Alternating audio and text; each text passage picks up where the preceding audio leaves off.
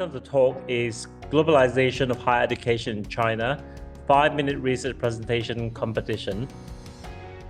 Professor Jigang Cai from Fudan University, Chair of Shanghai Advisory Committee on TEFL at Tertiary Level, President of Chinese Association for ESP and President of China EAP Association. His academic areas of interest include contrastive linguistics and applied linguistics, especially English education. His publications cover more than 100 research articles on the subjects of these two fields. Professor Cai. Thank you for your introduction. And my topic is something about, it's a kind of competition. But now I will say, this is my overview. You find the first one, I will try to illustrate the relationship between globalization of higher education and EMI. ES means English Media Instruction. The second one, I will try to illustrate the relationship between English proficiency and discursive competencies of students. And finally, I will detail a 5-minute research presentation. Now, one thing you found, globalization of higher education requires EMI instruction. And you will find in China, and especially in Shanghai and Beijing, so many universities actually use English as a media instruction to teach different kinds of courses, including some different kinds of disciplinary courses. Now, that's good. But one thing you found, if you use English as a language to teach the specific courses, the students have such kind of ability, for example, to read textbooks and literature in English. And also, they have to finish different kinds of assignments in English. And especially for senior students and also for graduate level students, they have to conduct research in English. So, globalization of higher education requires high English proficiency. So here, as we say, what kind of role of English education in higher education? Now, what you found in many universities and colleges, we actually teach some college English, or you will say tertiary institution English is a kind of general English oriented. That is, they teach students across disciplines. In the whole class, students from different kinds of disciplines, there are social sciences, natural sciences, and humanities, because you only teach something about very general English. And the purposes, or the principal purposes, is to help students to pass national college English tests. So that is very famous. If the students want to pursue his or her ability, you have to demonstrate whether you pass such kind of national tests. So that is general English oriented.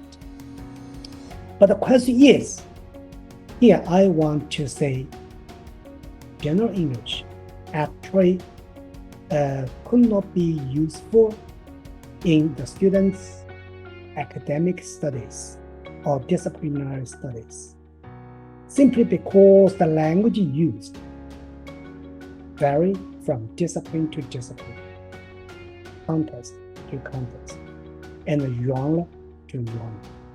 As we say, discipline to discipline means that students in the future, they will be doctors, engineers, and scholars, also some legal professionals. The English they will contact or they will use are different That means even if you use the English, but different kind of disciplines have different way or different kind of discourse models. So that is, we say, discipline have a specific language or expressions. But for context, now that's very clear. For example, you found that the context means you have different kind of readers, you have different kind of, the situation. Maybe you will use spoken forms, or you will use written forms. That means even if you are doctors, you will publish some research articles in some journals, such as Lancet, or some English journal of England Journal of Medicine. The language used in such kind of research articles is quite different. The language used in some conference, in such something like today's conference, you find the language, the formality will be different. And for genre, but that's totally different. The students are required to write some dissertations, thesis, or some research reports, or some labor reports. All those kind of genres requires different kind of textual structures, as well as different kind of linguistic forms. So you find here, as we said, if you really want to help the students to use English in their disciplinary studies or academic studies, they have to teach ESP, English for specific purposes, English for different kind of purposes, for legal purposes, for medical purposes, for engineering purposes. So that is the ideas actually enjoyed by so many linguists. For example, you find here, I just give you one table of the Bar Highland, and you find here the citation. Well, you know citation. Actually, whenever you want to illustrate your ideas, or you will do some literature review, you have to cite ideas from previous studies or from some scholars. But you find here, different kind of discipline will have different kind of way or the frequency of citation. For example, you find here sociology, you will find enjoy the highest. In a single paper, they will cite 104 times. But as for physics, you find much lower. The percentage is only 24.8%. Maybe you found such kind of natural science, engineering, they focus on experiments, focus on some data, instead of focus on some works or some ideas of classical works. So that's maybe the one reason. So you have to know how to cite ideas, how to cite literature. So there are different ways. This is a very clear example.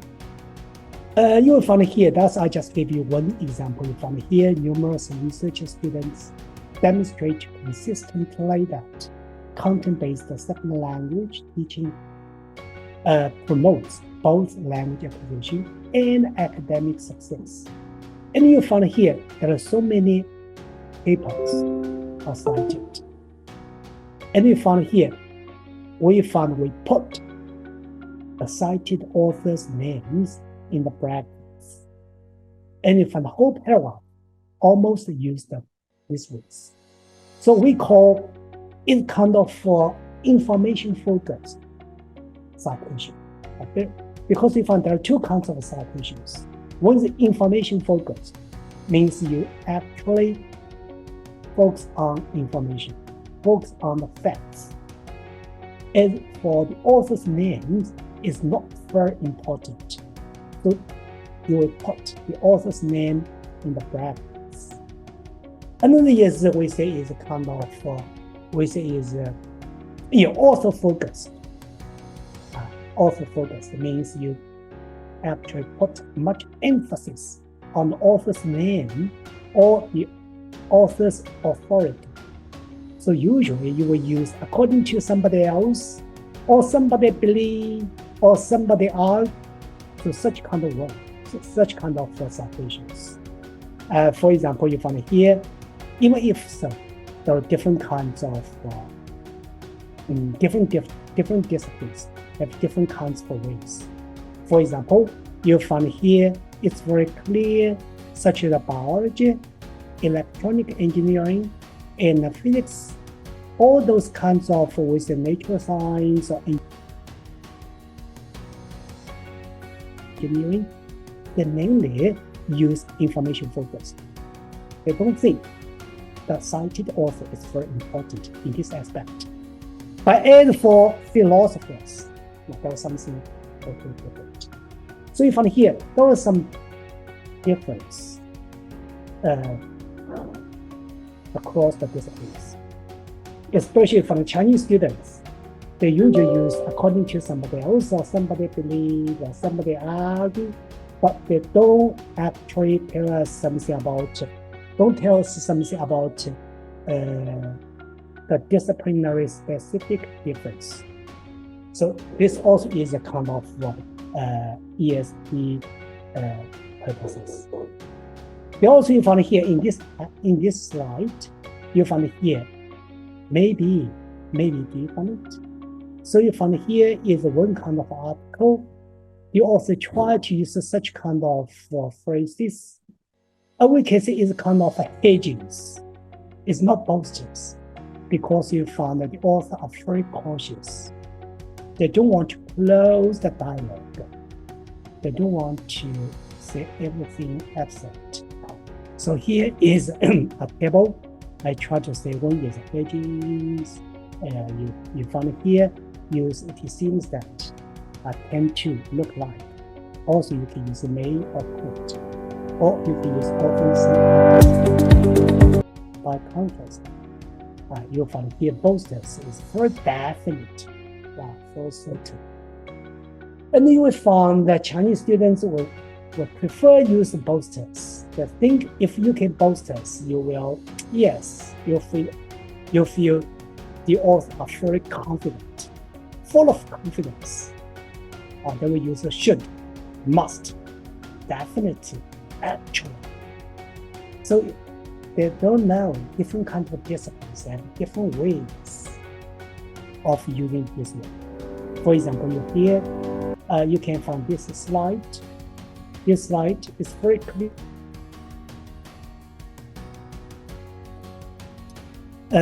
Almost all disciplines they tend to use pages more frequently. Even if you find philosophies per paper, they will use 137.3, and also you find here physics also 36% and 21.7 in the posters. So all you find.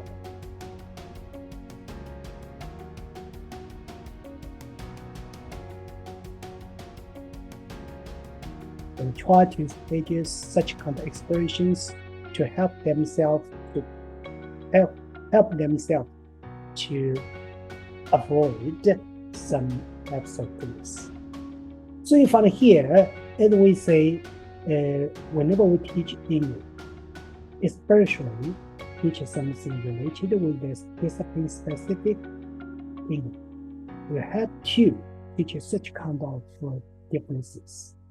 Different kinds of differences across the various different disciplines, especially if the students are from physics, how to use the pages, the posters, and how to use some information focus and author focused citations.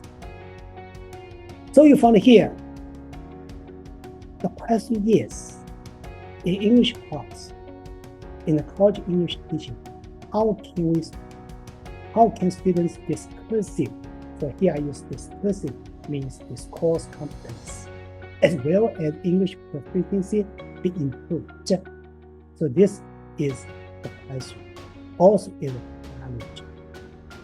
But in China, many teachers or even the policy makers, they have some misunderstanding of ESP. There are some, I should say, is a kind of a misunderstanding. I think ESP actually require the teachers to have some specific knowledge or discipline-specific content. So let's say this is content-based. Such kind of task, we cannot be here dealt with. And the teachers of a disciplinary department, they have to teach such kind of things. So this is kind of misunderstanding. And this kind of misunderstanding actually prevents a kind of a paradigm shift from general English to English for specific purposes. There is some balance. So the question is, how should we help students or how helps our English teachers to teach ESP or to think they can? Now we actually use such kind of strategies.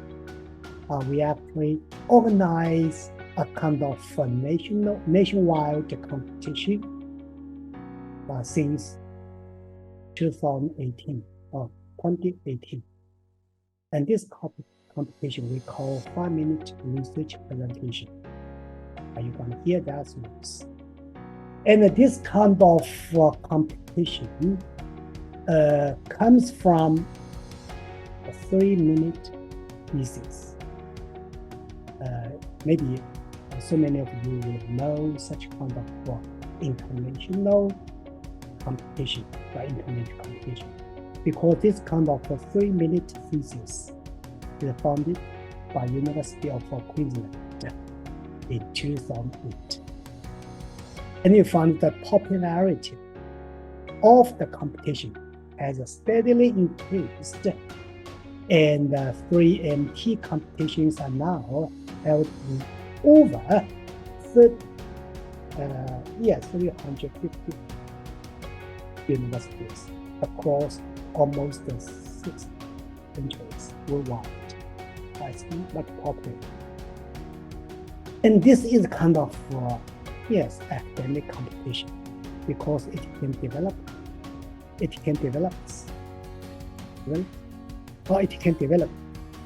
current graduate students' ability of effective presentation and communication skills. Well, remember, here they put the focus on students' effective presentation and communication. And the participants have just 3 minutes to explain the significance of the research project. Most possibly is a PhD dissertation or is a thesis to a non-specialist audience. So this is something about the 3MT. So when we, now this is the picture, you will find here 3MT competition, and most possibly from so many universities. So when this kind of competition introduced in China, in 10 years later, we have made some changes. For example, the focus is no longer something about communication abilities. The purpose is not for communication purposes or for some effective communication, but actually is for what? Is to help the students to use English to conduct the research purposes. It to help students to participate in some research project. So the change one is both undergraduate and graduate level students could be participants instead of only graduate students. And they are required to participate as a team instead of a single person. 3 and 5 students will be here joined together. Then they will present the research in the form of a video clips. A video is not ground speech. So you found here simply because you found that there are so many students in China from different kind of cities. So we have to use the video clips, such kind of forms. Second, their presentation should be based on a research project. It's not based on some dissertations, some thesis, but instead of is a kind of project. Yes. So this kind of project could be published research article. They have already published, or unfinished research paper, or simple research proposal, whatever. It's not something about a dissertation or thesis. Third one, in the whole process, the participants are required to collect data. You have to collect data by conducting some experiments or survey and write some research reports and guidance of the teachers. Now here, the teachers, both English teachers and discipline-specific teachers as a tutor or supervisors. So here you found it's not kind of effective presentation or communication skills, but also the skills of conducting some research. So you have to collect the data and collect some primary evidence. So that is totally different from 3 and T. Number 4, students are suggested to read research articles from the discipline-specific journals. So that's very important because we have such kind of requirements. In the literature review part, you have to read so many articles closely connected with your disciplines, or connected with your topic or the problem. You have to learn to write your own research reports, which includes introduction, methods, results, discussion, elements. This is the 4 major elements of any research report or any research articles. So the student will have to be familiar with such kind of a structure of a research report and how they have to know some corresponding linguistic features. I would say grammatical, lexical features, and also some meta discourse. Meta discourse is proposed by Harvard. Means different ways of express yourself. So you find here, the whole thing effectively improve students' ability of reading and writing the research article in English, especially in their discipline-specific articles. Next one, all the participants are required to submit the research reports, including abstracts, before the oral presentation. So that is very critical because you have to write, maybe it's not much longer, maybe 2,000 words of a kind of research report. So this kind of research reports, or you will say a kind of research article, will first be reviewed or read with job by both disciplinary teachers and English teachers. So you find here there are 2 kinds of teachers. Of course, as we say, disciplinary teachers, especially especially those teachers have overseas experience. They know this works. And this is another one. And also you find here, the competition actually is divided into different kind of subdivision, sub-competitions. Simply because you found the students or the participants are actually from different kinds of disciplines. Some students are from humanities, such as history, or some linguistics, but most of the students from natural science, engineering, such as computer science, biology, physics, mathematics, and also some social science. So how can the judges, the teachers, could view or judge, evaluate their presentation? So we decided to actually divide the whole competition into different kinds of competition based on disciplines, based on different disciplines. For example, students from medical colleges and universities, they should participate in the sub-competition, and we call medical competition. And their presentation are judged by their own faculty or by their specialists. So that's very useful. So in the first, the last year after we have tried to use this kind of ways.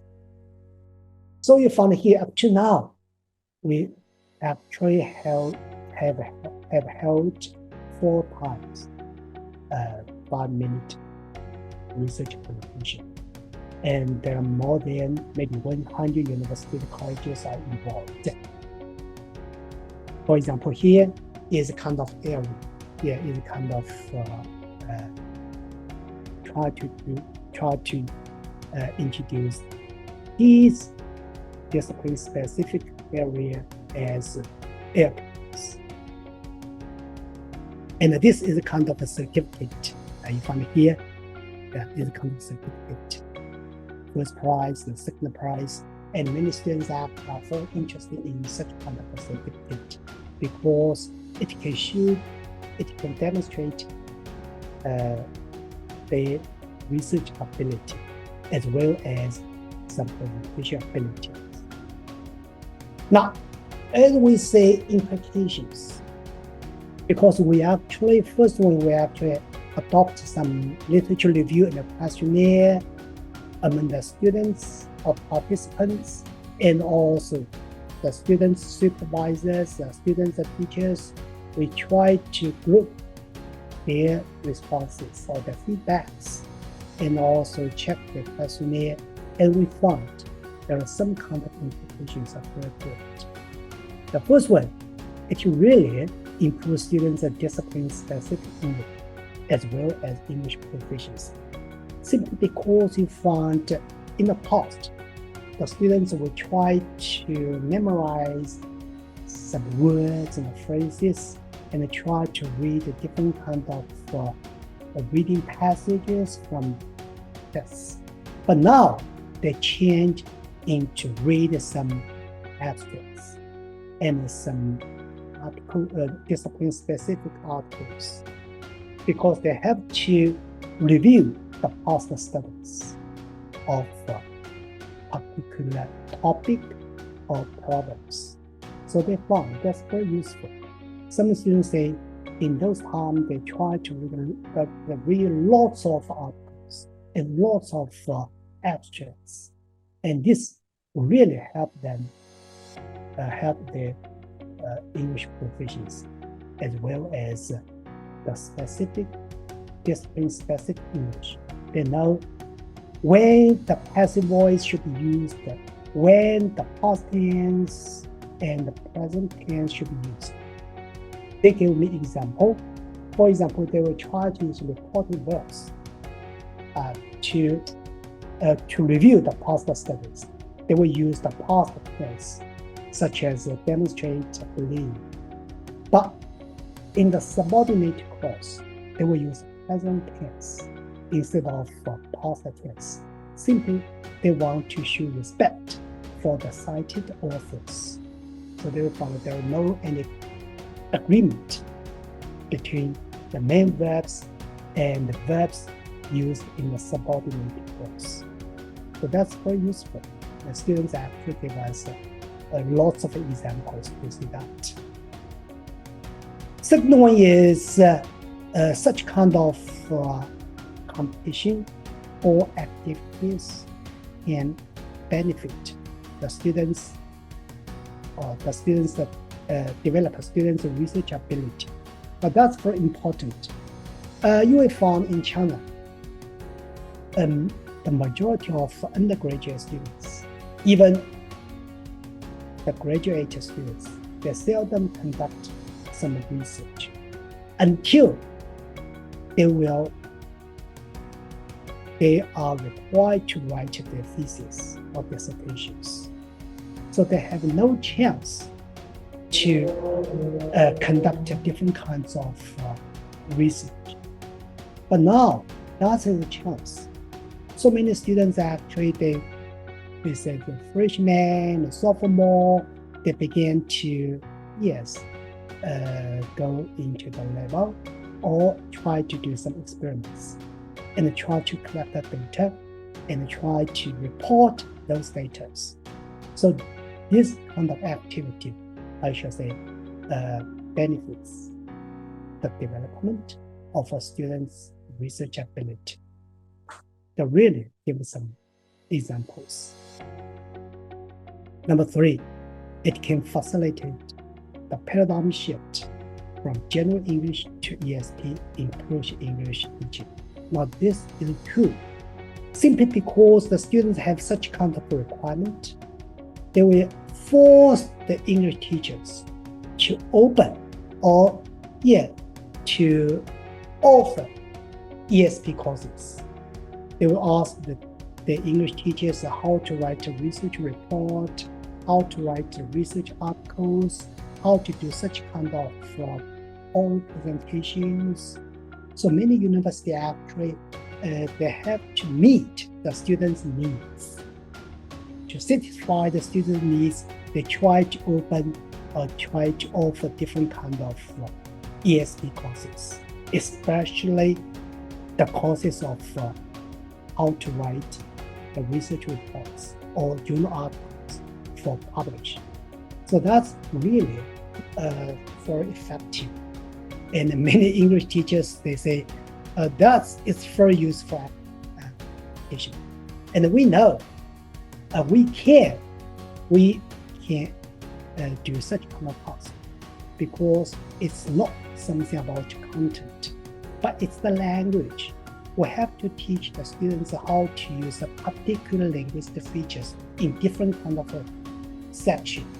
For example, in the introduction section, you have to introduce some background. You will use what kind of tenses, and you will use what kind of language. And when you try to review the past studies, there are different kind of things.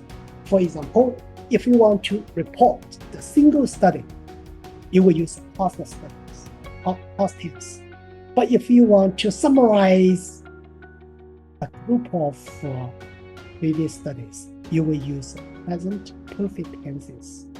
So there are so many ESP teachers. They also learn how to write introduction section and how to write some methods section and even how to write the results section, because you have to use the tables, the figures, and how to write a table titles and how to write a table of figure legends or something like that. So that's we actually calculate according to different kind of facts. There are so many universities that offer such kind of courses. So that's good.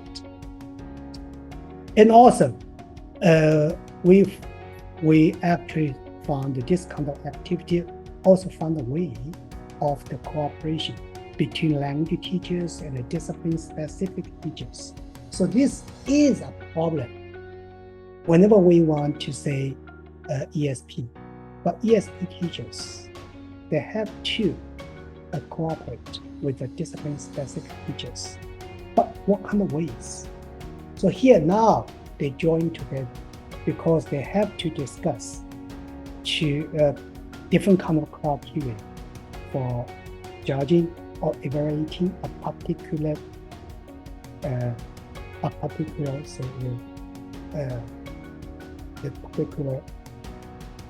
video or something like that. So they have to often they meet together and discuss these things.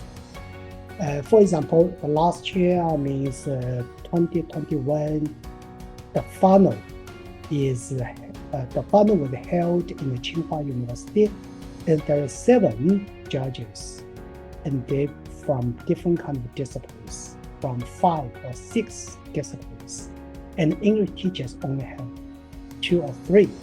The others are all from the other kind of disciplines. So this is, I should say, is very good implication for our pedagogical implications as well as for some ones. Now, that is the end of my talk. And yes, I still have 3 minutes to be left. And are there any questions you can ask me? Thank you.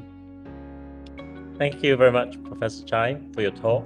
Can we open the session to questions and answer?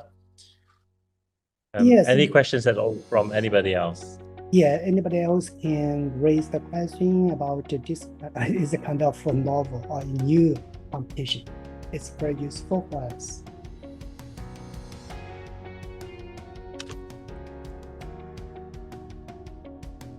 Anybody? You can just ask, any questions. English, Chinese, doesn't matter. Yes.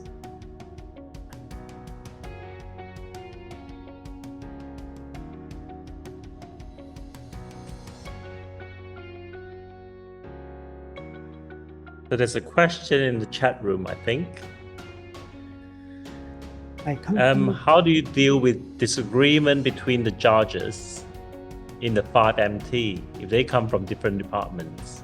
Yes, different kind of discipline-specific departments, and they will meet together we have a kind of criteria, and for the content, and also for the other kind of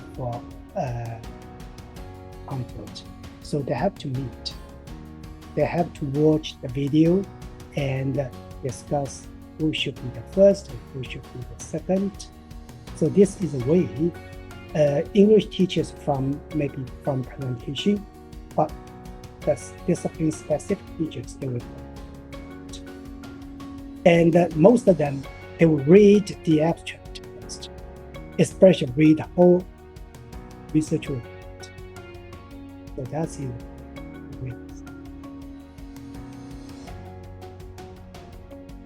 Thank you. Do we have a further question that anybody wants to ask? Firstly, thanks so much for your speech and presentation. Since my PhD is about ESP, and I have cooperated some paper with Professor Cai.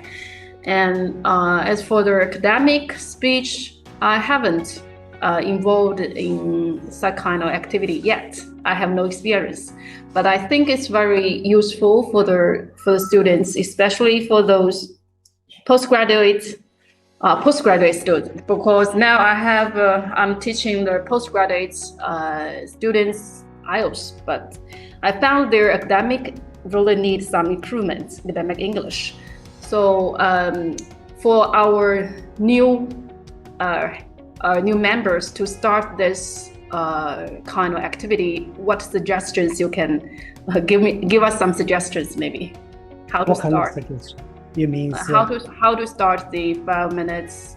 That's very easy. Yeah. We have a kind of group, I'll say, chat group, and for example, any university and colleges, they are interested in such kind of competition. You can apply for for this kind of for competition. And then you will send the notice to the students. They will, yes, try to conduct the research.